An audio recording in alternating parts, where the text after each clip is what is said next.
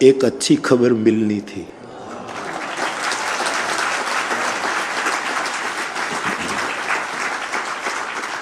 मैंने जानबूझ करके कल राम राज्याभिषेक नहीं करवाया, बाकी राज्याभिषेक तो कल 10:30 बजे हो ही चुका था।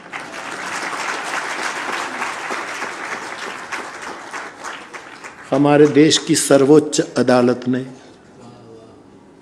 जो फैसला सुनाया, 5 जजों ने, इसमें एक मुस्लिम जज साहब भी थे,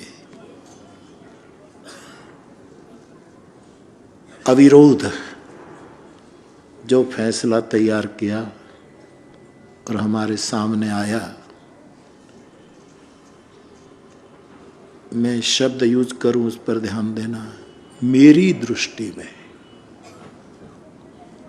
ये फैसला सर्वभूत हिताय, सर्वभूत सुखाय और सर्वभूत प्रीताय है। मैं मेरी व्यासपीठ की ओर से, और लाखों कहूं तो भी कह सकता हूं, कोई अतिशयोक्ति नहीं होगी,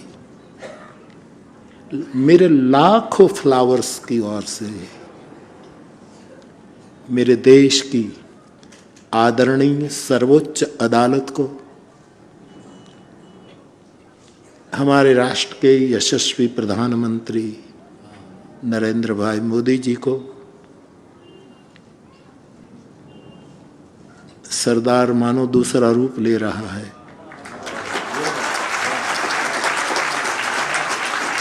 ऐसे हमारे आदरणीय गृह मंत्री अमित शाह साहब को, उसकी पूरी सरकार को, और इतने ही क्यों, मेरी दृष्टि में तो सब होते हैं, मेरे देश की 130 करोड़ जनता को समान रूप में मेरी व्यासपीठ बधाई दे रही है,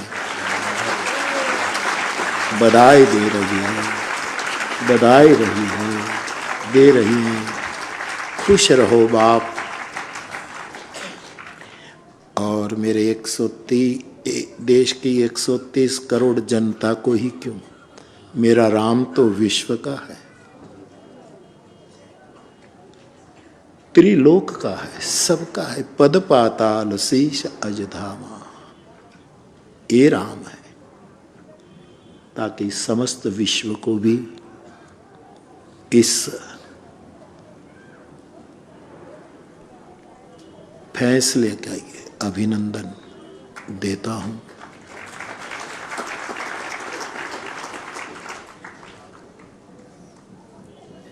इस फैसले के कारण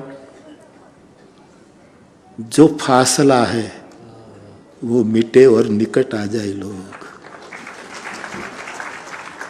मैंने लिखकर भी दिया है मेरा संदेश।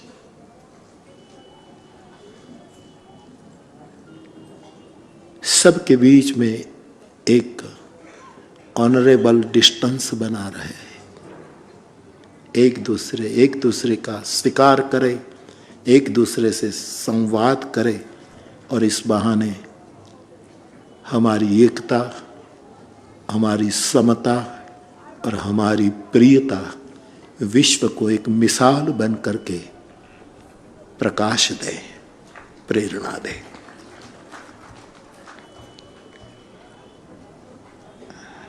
कल रात करीब 8:30 या तो 9 बजे तक की मैं खबर जानना चाहिए, तब तक तो देश में कोई अप्रिय घटना का समाचार नहीं। ये सबसे बड़ी आनंद की खबर है, और सभी इस मसले से जुड़े सभी करीब करीब या तो बहुत प्रतिशत में इस फैसले को कबूल कर रहे हैं, उसकी भी मुझे बहुत खुशी है। मेरे अगल बगल में ऊपर नीचे सबके लिए और यहाँ स्थूल रूप में जो चित्र जी विराजमान है, चित्रकूट तलगा जरडा में विराजित श्री हनुमान जी महाराज, मेरे इस पवन पुत्र हनुमान को मेरा प्रणाम और रहमान को मेरा सलाम। जय सिया राम, जय सिया राम, जय सिया राम, जय सिया राम, जय सिया राम। जय सिया राम। खुश रहो बाप, खुश रहो बाप, खुश रहो। धर्म की जब ग्लानि होती है ना बाप, तब कृष्ण को ही प्रकट होना इतना ही नहीं है, कलमों को भी प्रकट होना चाहिए, लेखनी को भी प्रकट होना चाहिए।